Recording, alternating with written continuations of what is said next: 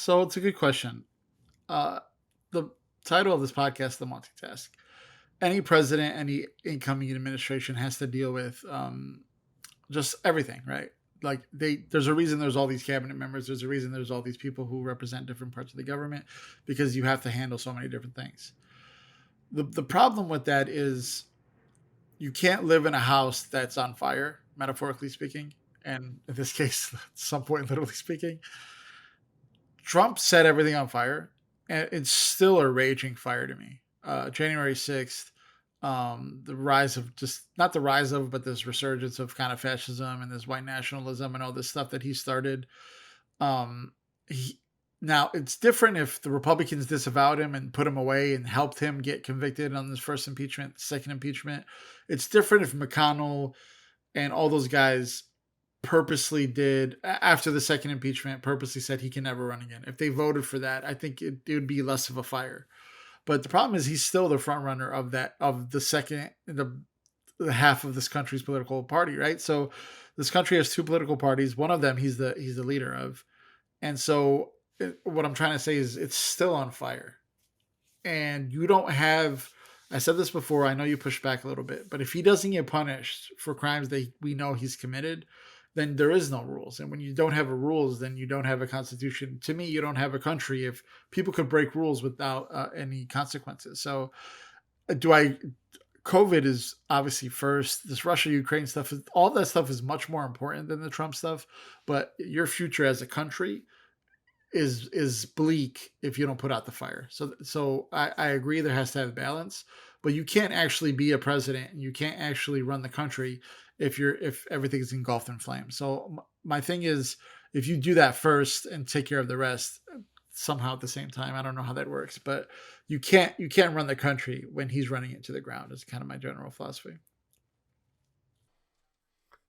And I think the other piece, reason why I think it's really important to have that discussion, is we are in probably what will be the most consequential midterm elections ever, right? The democracy's at stake, but your average voter doesn't necessarily know that democracy's at stake. They don't necessarily pay it. You and I pay a lot of attention, but most people, they only care about how they're going to put food on their tables, how they're going to pay their rent, how they're going to pay their mortgage, are their kids going to go to school. You know, there's all sorts of elements that I think we have to be very mindful of. What do the American people care about?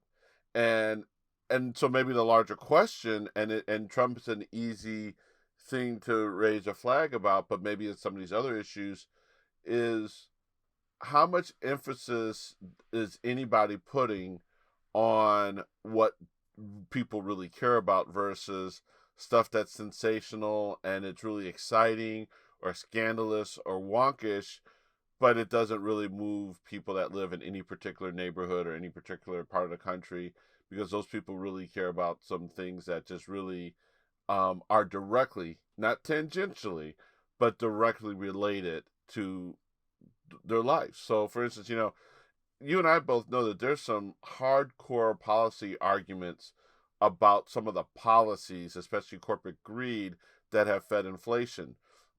The average voter just knows the shit is expensive and they're pissed, right? They don't, you and I both know there's something wrong when corporations are posting record profits and inflation's there, because if inflation was really driving up the cost, those record profits would not be in existence, right?